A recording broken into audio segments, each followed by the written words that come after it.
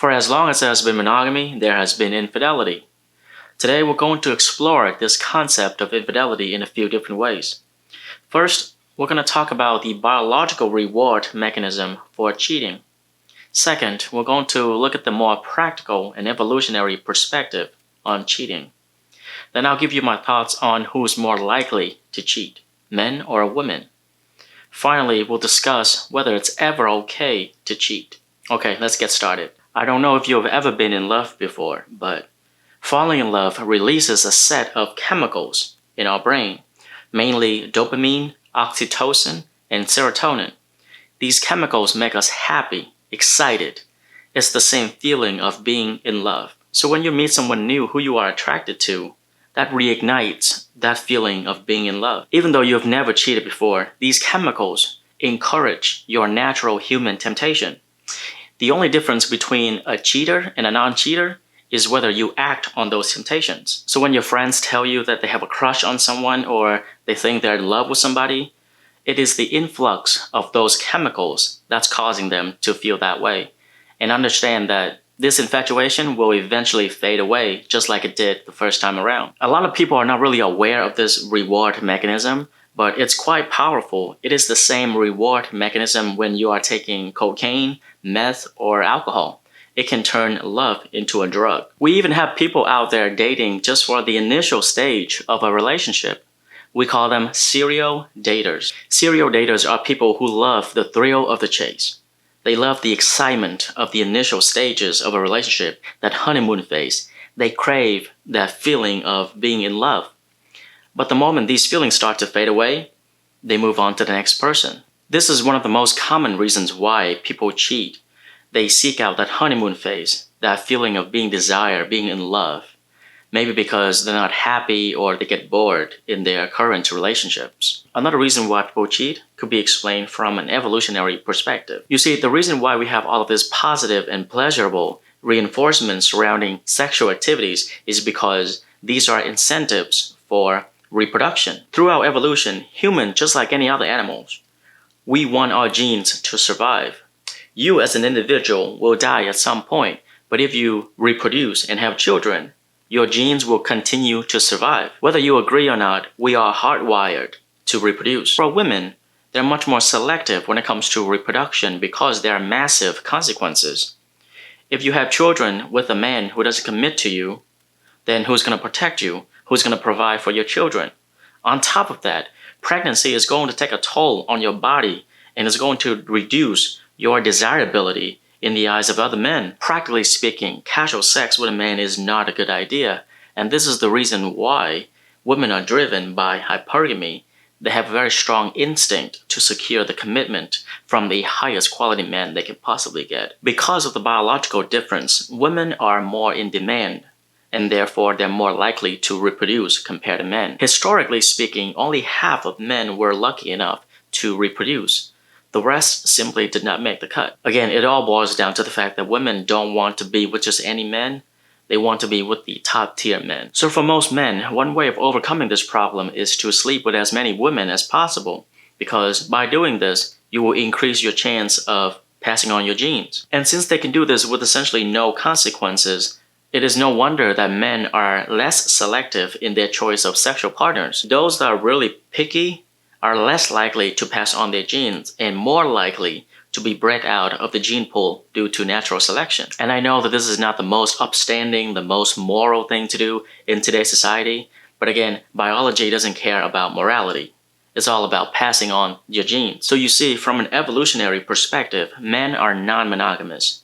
They are programmed to seek sexual variety. Now let's bring it back to infidelity. Based on what we just talked about, women cheat because they want to trade up. They see the potential of being with a man who they perceive as higher value than the man that they are currently with. And for men, they cheat because they have an innate desire to spread their seeds as much as possible, increasing their chance of passing on their genes. This brings me to my next point. Since both men and women inherited different tendencies for having an affair, the question then becomes, who's more likely to cheat? Men or women? So let's look at some stats.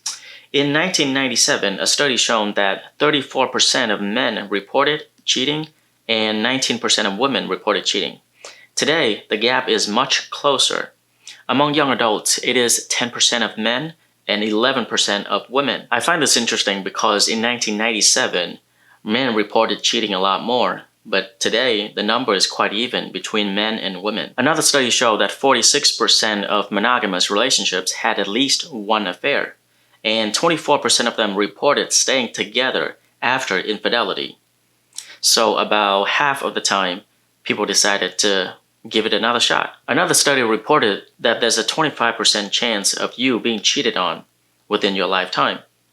I think this number is a lot higher in this day and age. Something worth mentioning is that when it comes to infidelity, the majority of these data are conducted in a form of survey or self-reported. We don't know if people are telling the truth, so I wouldn't take these numbers too seriously. I do, however, have a theory on who's more likely to cheat, and it is based on psychology and rationality. I believe that the more options you have, the more likely you will cheat. From a biological and evolutionary perspective, we have a lot of incentives. We even have a reward mechanism in our brains for having an affair. So, under the right condition, the right circumstances, I believe that people will cheat. For example, you take a guy in a really small village, say he has 3 other women who are interested in him. You take that same guy and you put him in New York. Now he has 500 women who are interested in him. In that case, he is more likely to cheat. Same principle applies for a woman. You can compare a woman who has very few men as her options, and you put that woman in Miami. Now she has 1,000 men as her options. In that case, she is more likely to cheat. Especially now with the invention of birth control, women for the first time in history have complete control over their reproductive system. There are little to no consequences associated with having casual sex. This will increase the likelihood of infidelity. So now let's look at the options between men and women in the dating market. It is very clear that the majority of women have far more options compared to the majority of men. Therefore, I believe that women are more likely to cheat. There is one scenario where men will be more likely to cheat. That is from the top tier men, the top 10% of men. They have as many options as the majority of women. And because they're men, they're more likely to indulge in their biological desires. On a related note, I believe that physical attractiveness is directly proportional to the number of options you have. The more attractive you are, the more options you have. In other words, attractive people are more likely to cheat than unattractive people. Again, all of this is just a theory, okay? I don't know if it's true or not. If you disagree or if you have a different theory, comment down below and let's have a discussion about it. Next, what do I think about infidelity? And is it ever okay to cheat? Let me just say that 99% of the time, infidelity is wrong. The other 1% of the time, it really depends. If you're in a polyamorous relationship or an open relationship and you agree that it's okay to sleep with other people, then it's completely fine. You're not cheating. However, if you're in an exclusive monogamous relationship, then any acts of infidelity on your part is completely immoral because exclusivity implies a commitment to each other. And by cheating, you're essentially breaking that commitment. You're breaking the relationship agreement. Now, it gets a little more complicated if your partner has already cheated on you first.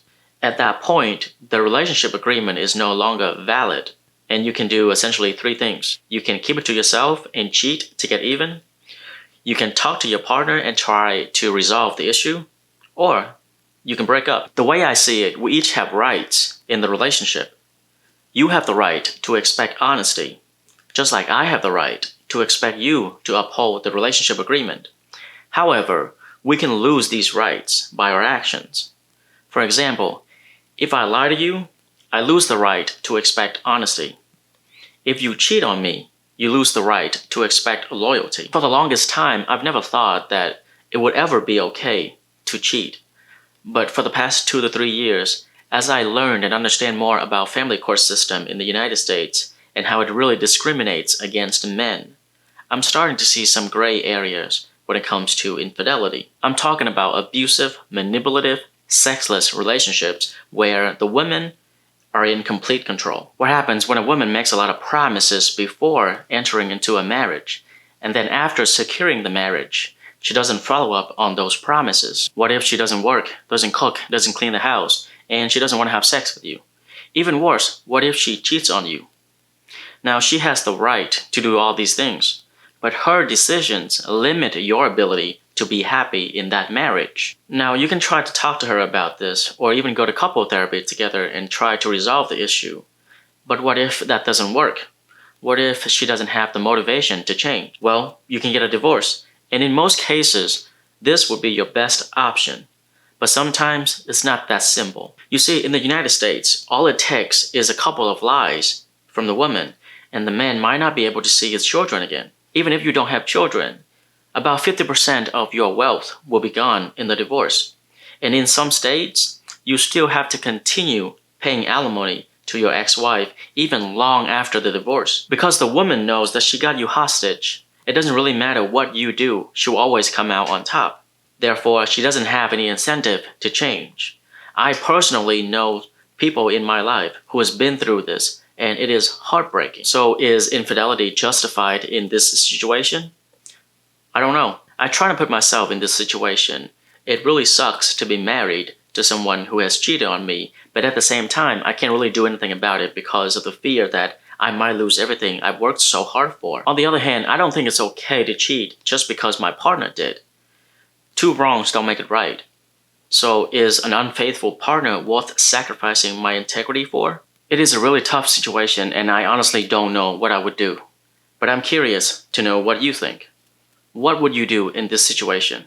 Let me know in the comment. Until next time, stay curious.